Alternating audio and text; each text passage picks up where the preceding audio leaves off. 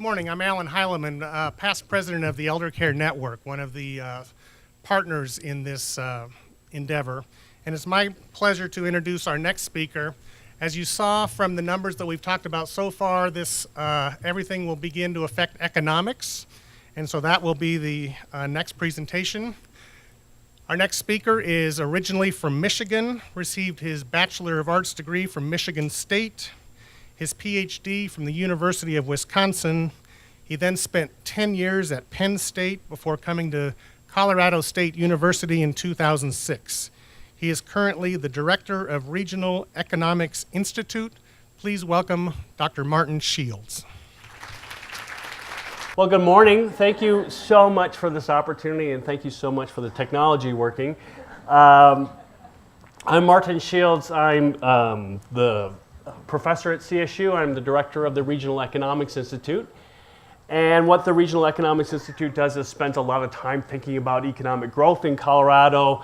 What are the causes of growth? What are the consequences of growth? And what are the policy options out there to facilitate a growth that makes Colorado a better place, not necessarily a fast-growing place, not necessarily a helter-skelter place, but one that provides opportunities for all sorts of people in all sorts of places. And so that's kind of the underlying philosophy of the work we do at CSU. And today I'm really happy to have the opportunity to talk about the economics of the aging population in Larimer County, because there's pretty profound implications of this. And one that we're starting to really get, now that it's here, we're starting to get a pretty good sense on, yes, we need to consider these issues. And as came up earlier, the state just initiated a task force to study the long-term implications of the dynamics from all sorts of different perspectives, including economics.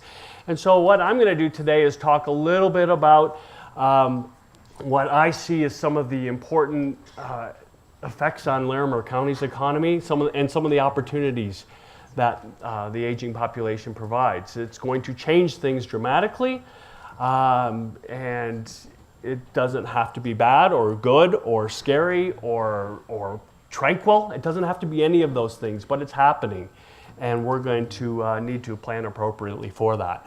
So what I'll talk about today is these are kind of the basic ideas. I'll spend a little bit of time talking about what it means for the economy and economic development, talking about how the changing spending patterns of the elderly, they spend their money differently than I do. And that has important implications on local businesses. And also I'll spend some time talking about the workforce issues that are going to arise. I know that Elizabeth, in her, as usual, dazzling presentation, talked about labor force participation, and I'll dig a little bit deeper into that particular issue. And then I'll turn my attention to the local government finance side, because it's hard to think that they're not, the economy and local government finance are interrelated, but there's a lot of demographic trends that are particular to local government finance, both in the revenues and expenditure side. So that's where my comments will take us today. So let's think about the economic development issues, and the first one I wanted to think about is changing consumption patterns. The fact, I've got 3 kids. Okay, and they're 10, 12, and 15, and they make me spend a lot of money, all right?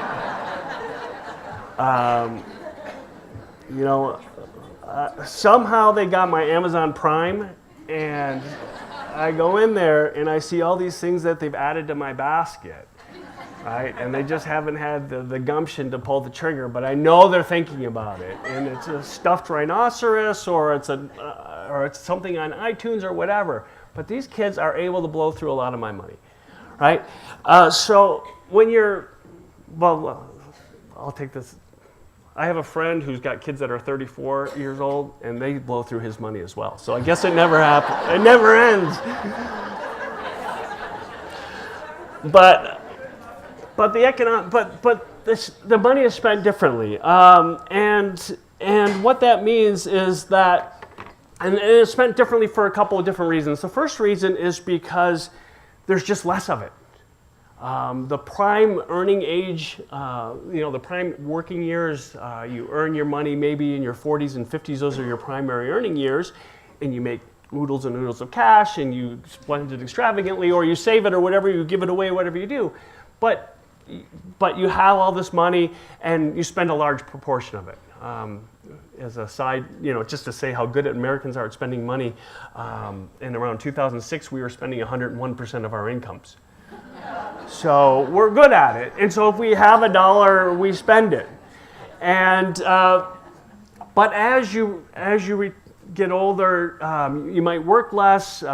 Maybe one of the household members leaves the workforce.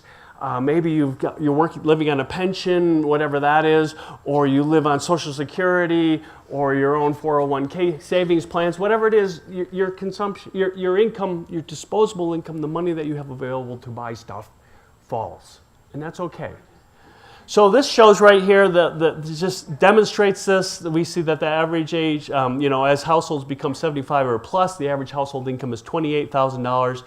From 65 to 74, the average household income is about $36,000, substantially lower than in those working age years. So if you have less money to spend, that translates into the local economy because there's fewer dollars floating around for local businesses, right? So maybe you're not going out and buying a car every 3 years, or maybe you're not buying all sorts of furniture every few years, or going out to eat as much, or whatever it is, but all that translates into local economic activity. The local economy depends largely on people spending their money in it. So the downtown businesses feel the effects, the outlying businesses, all the businesses in the community feel these effects of lower income. So that's going to have important implications on the business's abilities to thrive. As household income falls, there will be less spending in the economy and subsequently, potentially, less economic activity. But just as importantly, or if not more importantly, is that the elderly spend their money differently, right? That, as I said, with my kids, I spend money on soccer practice, and I spend money on getting them on French horn lessons or whatever. But I have substantially different spending habits than do older residents of the community. But the two primary things, and there's the major difference in spending is actually the income. But the other two primary components of differences in spending patterns are housing. For the household under the age of 65, they spend about 26% of their income on housing. For households that are 65 and above, about $1 in $3 of income is spent on housing and related expenses, maintenance of your housing, your utilities, cleaning supplies, cleaning services, about a third of income. So what that does is it says, when you think about the economic development opportunities that presents for the community, is to think that what are the affiliated housing needs associated with these changing spending patterns. And the other thing, so one of the things that and I know there's a discussion of housing, but in terms of opportunities that come up, and we'll hear more about that later in the day, but the housing types of housing are substantially different, right? And the housing needs within this. My mother, she passed a couple years ago, but I remember from age, say, 75 to 79 when she died, how much different stuff we had to do to her house, to make the shower accessible, to remove steps, to she had this really narrow hallway that she had a walker, and it was really tough for her to navigate, and just moving her furniture and get rid of furniture and changing her table and all these different things that we had to do to make that house more usable to her. She really wanted to stay in that place because the heat goes up to 90. My poor mother. But she really liked that place, and so we made put a lot of money into making it so it accommodated her. So when we think about the economic development opportunities that this provides, it's not so much it's moving into new households, but also once you're in a household, making that home more livable for people with changing physical needs. So when we think about what some of the economic opportunities are presented, certainly retrofitting houses, but also maintaining houses. I'm 49 years old, and I'm already hating mowing my 100 square foot lawn, right? And so I know that those are the types of services, that as people age, that they're going to need help maintaining, painting steps, shoveling snow, all these different things that will be creating new service economy options for people in the future. And then the other one, of course, is healthcare. 12% of household spending for families 65 plus, or households 65 plus years of age, and 5% of spending for households less than that. So, all prescription medicine, physical therapy, annual evaluations, all these things that the demand for those services increases as we age, new hips from falling off bikes, whatever it is.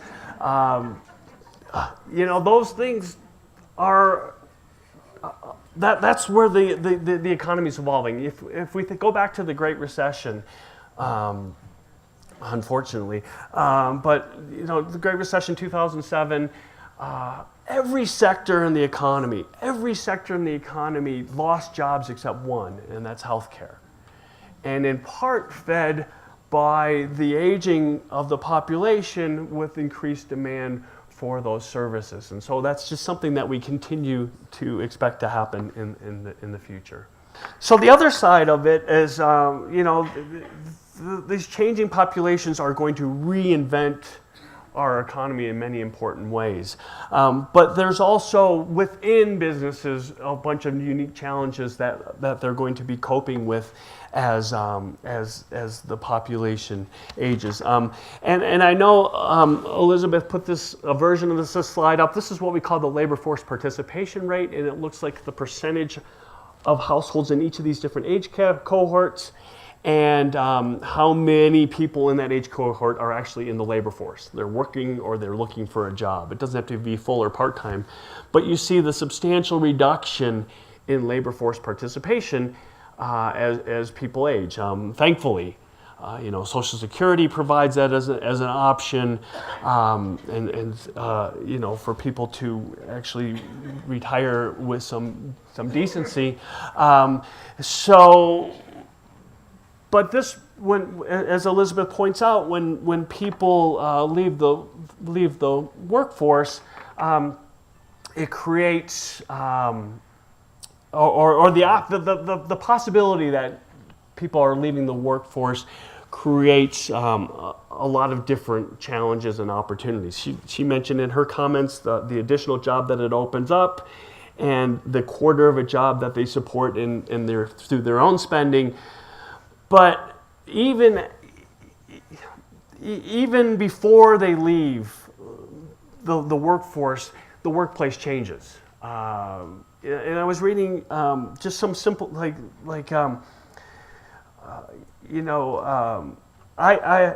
just got these glasses like 6 months ago, all right? And I lost a pair before that 4 years ago, 5 years ago, and then I finally replaced them. But I just realized I couldn't see my computer screen, right? And I was squinting, and I had bad posture because of it. And I was just realizing that that's just part of my own aging process, is I needed my workplace to be a little bit friendlier to me. And so I got a bigger monitor, and I got a nicer chair that was easier on my back. And those were accommodations, even at age 49, that my workplace was making to allow me to be more productive. I was getting migraines. I was, all sorts of, just, well, when I'm not productive at work, no one notices. But for most people, employers are going to have to be involved in this conversation and making sure that the workers are able to be fully utilized, right? And if it means a bigger monitor to be able to read the screens or whatever it is, those are going to be small but important challenges or opportunities for creating a workplace in which older workers can thrive. Elizabeth mentioned filling positions. We take a person out, we got to bring someone in, right? So that's going to, and if we start taking lots and lots of people out, we need to put lots and lots of people back in. And, thankfully my employer, Colorado State, is in the business of providing people to take your places. But those are certainly creating new opportunities in that we're going to have to think about. I mean, we've talked, there's talk about, there's going to be more people leaving the workplace than come into it. So there's going to be all this, eventually there's going to be this huge demand for workers that we're not able to fulfill. Lots of different implications about that in terms of, potential inflationary pressures. If we have to compete for scarce workers, then we have to pay them more, and that causes inflation in the economy.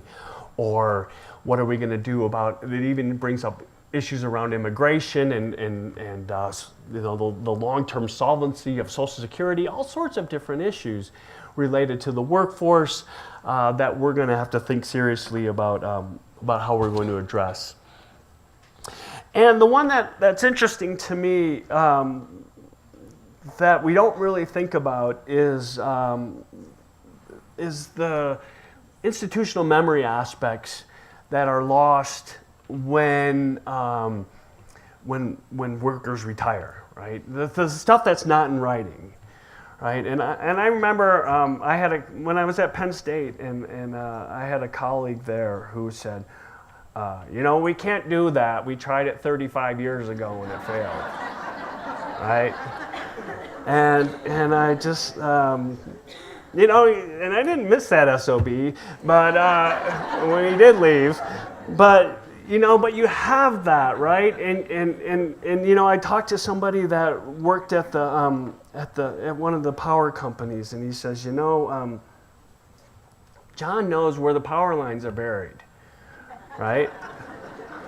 And it's like, well, what about the schematics? No, the schematics are wrong, right? So what happens when John leaves, right? And he's down in Boca Raton or wherever he is, and you're out there digging, and you think that the line's here and it's 4 feet over. Those are, I make fun of lots of different things in my life, but these have serious implications. The institutional memory, what are you losing? So for businesses have to be prepared for that, right? That they have to make an understanding that when someone leaves, they take not only their whatever they do, but they take with them all their skills and all their hidden knowledge. And that's a huge loss to companies, and they need to start thinking a little bit more carefully, I think, about what strategies they have in place for succession in that way. So related to this consumption idea, the changing consumption patterns, households have less income. Older households have less income, and they also spend their money differently. So what that means for a city like Loveland or a city like Fort Collins that relies heavily on the sales tax to fund their operations is it means that there's less money available. When there's less money spent, less is taxed. When people buy different stuff, which was older folks buy different stuff than younger folks, that affects the tax base. In the city of Fort Collins, and the city of Loveland, and the state of Colorado, we tend to put sales taxes on goods, right? On furniture, on DVD players, on paper, all sorts of things you can hold. And households, younger households, tend to spend more of their income on the stuff you can hold. And older households tend to spend more of their income, a larger share of their income on services. Your accountant, your lawn person, your cleaning people, whatever it is. And those things aren't taxed. So we're not only having less income or less sales, or less income, which turns into sales, but then we're also changing the consumption patterns and what's taxable and what's not. And so what this shows is the consumption and the taxable consumption and changes by age cohort, and we see that older households spend a lot less on taxable consumption than do younger households. And so this is the money that the city of Loveland collects, this is the money that the city of Fort Collins collects in order to provide the public services that it provides. So there's some pretty important revenue implications on this story that we certainly will be we need to pay attention to. We need to recognize up front, and I'll talk a little bit about the policy implications on that in a moment. The housing issue came up as well. The Larimer County primary source of its own tax revenue is the property tax. The tax that people pay on their homes and the structures in their homes and the land. And as people age, most, as Elizabeth pointed out, don't change homes. But those that do face a decision. What kind of home am I going to move into? And some people say, yes, I want to move into a more expensive home, but more people say that I want to move into a less expensive home. And more people say I want to move into a home with a smaller footprint, either in terms of its parcel size. You know, no one wants to move into my brother is 55 years old. He just moved out to Colorado. He had a 5-acre plot in Michigan. And his wife stayed behind, and she might be joining him soon. But he says, I'm not going back to that lawn, right? That was what it was. He's sick of just spending a whole day on his tractor mowing his lawn, right? And so, but what that means for the property, he's going to have a smaller parcel. That's going to have less value to the assessor. He's going to have a smaller home, which is also going to have less value in the eyes of the assessor. So that reduces the property tax base and potentially reduces tax revenues for the county. So these implications are substantial, right? From a revenue side, we need these revenues to pay for our local services, and if the revenue base is declining both for the county and the municipalities, then that means less money is available to do things government does, and less government changes how much money they collect. And one of the implications that comes out of that, and I know that there's discussions of this, and I don't know how serious they are, but thoughts of extending the tax base to include more services, the sales tax base to include more services that currently aren't taxed. So there's the other side. We've got the revenue side, and we have the expenditure side, and the implications are also significant here. The thing we spend more on than anything else in Colorado, and especially at the local level, is education. And I can't remember, Elizabeth, what you said about the number of little ones coming through the system, 5 to 12. But if those, we're spending $7,000 or $8,000 or $9,000 per kid in education. Okay, so that's one of the changes. Schools are the largest local public expenditure, a major source or a major at the county, at the school district level and others. So if we're having fewer kids, then that lessens some of the need for finance, and so this is actually potentially offsetting the lower tax revenues that the counties and their school districts and state receive.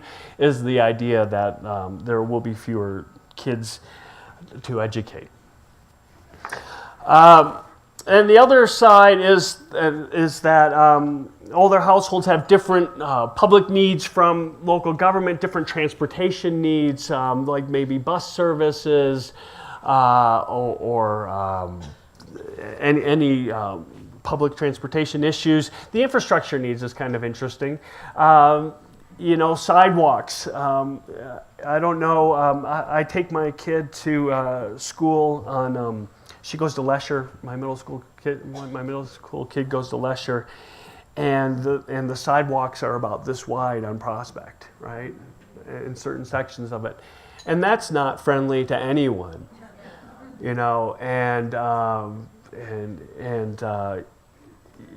those are the types of services, these infrastructure improvements, the curbs cutouts, the usability of sidewalks, all these little infrastructure things that we don't really think much in our, in our daily being, that are actually going to be pretty significant public investments, to make this a more walkable community, a more, pedestrian-friendly or user-friendly community, and then information, the need to stay connected.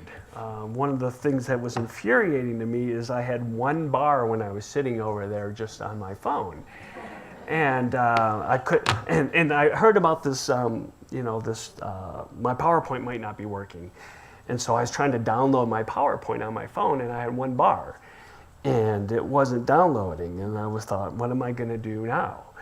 Right, if I don't have my PowerPoint, my phone, but just the point being the need for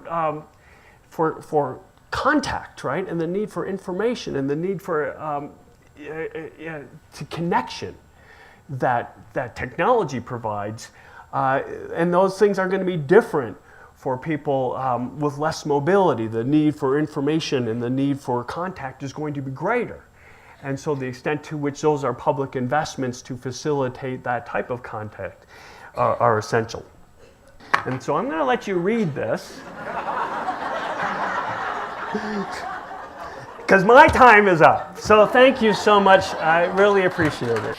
So what I was asking is I was just wondering if businesses realize that those dollars that you mentioned that older households use for services, which are non-taxed, do they understand that money then goes to people who do buy the French horn and, those things? I just wondered if they did realize that. I think we understand that, but, this is not just a change in the demographic patterns, right? I mean, this is just how our society overall has evolved. We certainly appreciate the fact that $1 gets spent becomes spending, one person's income becomes another person's spending. We appreciate that.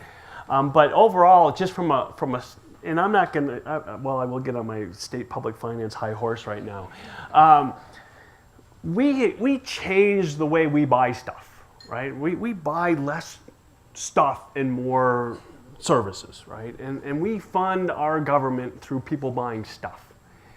And it's hard to fund it when people are buying more stuff that's not taxed. And this is just going to accelerate that trend. And so it's not just an elderly demographic trend, it's a public finance trend that we're going to have to deal with in Colorado, is the sales tax revenues aren't growing as fast as the needs of the population. Do you foresee more push for over 65 people to be hired in part-time jobs in Colorado or Larimer County?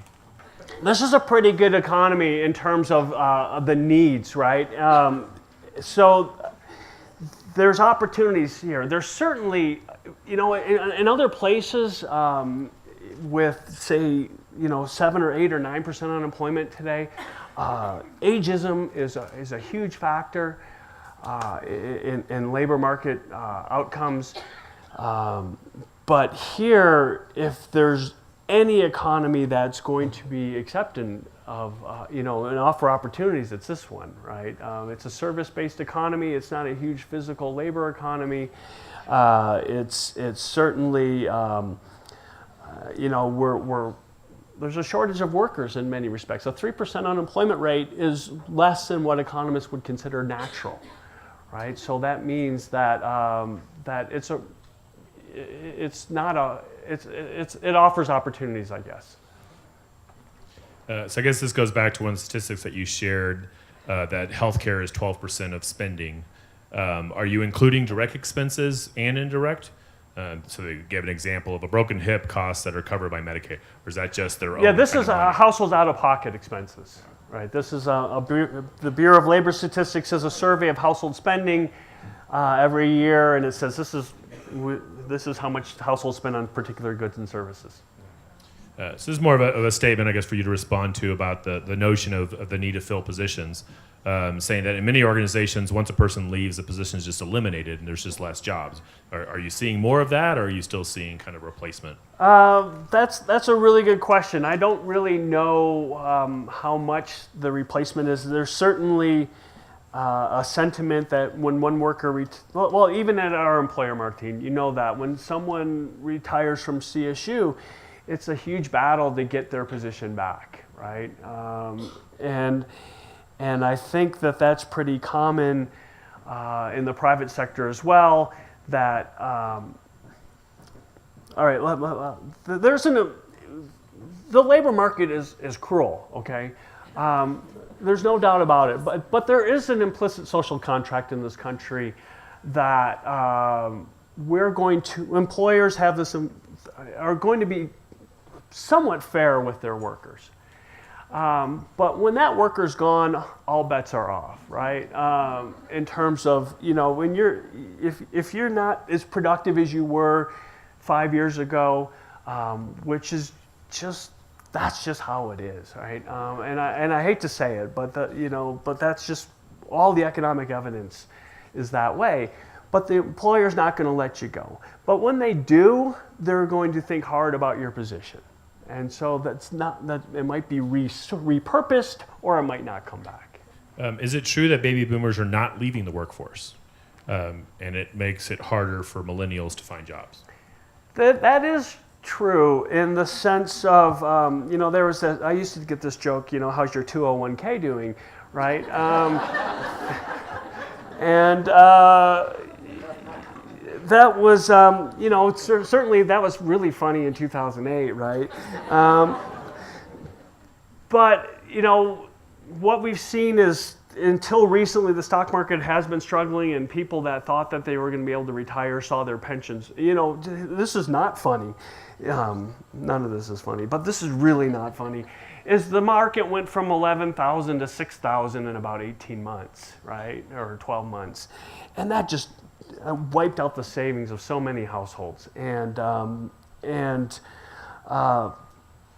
it's been rebuilt. But when your savings get wiped out, you can't quit, right? You can't retire. You gotta keep working. So that's part of it, and plus, we're healthier now at age 65 than we ever were.